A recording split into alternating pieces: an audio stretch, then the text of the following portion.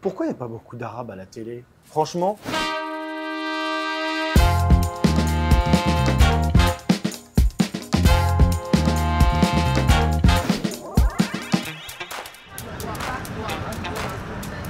Alors monsieur, bonsoir, tout de suite c'est l'interview Speed Dating avec Asdine Ahmed Chaouch. On se tutoie. Hein. On se connaît un petit peu. On se connaît. On a même travaillé ensemble. Pour le Front National, ils nous avaient envoyé. Tu te rappelles? On avait suivi Marine Le Pen. Suivi Marine Le Pen. On est allé en Algérie faire du reportage. Ça a duré un quart d'heure. Après, on était placés en garde à vue parce qu'on n'avait pas le visa journaliste. Commissariat d'Alger, on a fini dans les cieux. En même temps, on avait accepté d'y aller clandestinement, Oui. sans visa presse, avec nos passeports algériens. Stop, nous, on n'était pas trop dans les clous. On va prendre une date. Vas-y, Ah, tu reprends la ouais. On est là pour manger aussi. Hein. T'as raison. Hein. Tu sais que les meilleures dates du monde, elles viennent de chez moi, chez mon père. Deux. Lichena, Tolga, à côté de oui Biskra en Algérie. Et c'est la région où Albert Camus d'ailleurs venait se reposer. Parce que Biskra, c'est très connu pour les thermes. Il y a une l'eau qui est très soufrée en fait, des sous-sols. Ça sent fort, mais c'est très bon pour la santé. Question polémique. Question polémique, Jamel. Il manque le jingle et tout. Jingle polémique, polémique politique. Pourquoi il n'y a pas beaucoup d'Arabes à la télé? Moi, je vois à France Info par exemple, il y en a pas mal. J'ai même été leur parrain à l'école de journalisme.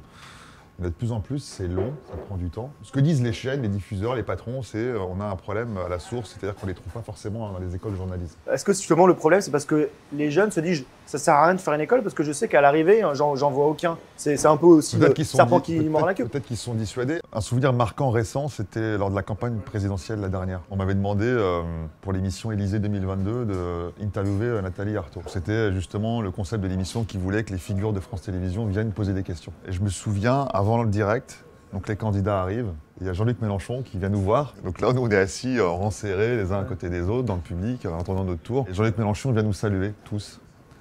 Et là, il me regarde, il me dit, vous savez, ça c'est ma drogue. Et j'ai été surpris de cette phrase. Un peu honnête alors que... très cash. Vous savez que ça, petit moment de sincérité comme ça. Un moment de sincérité que j'ai trouvé assez incroyable.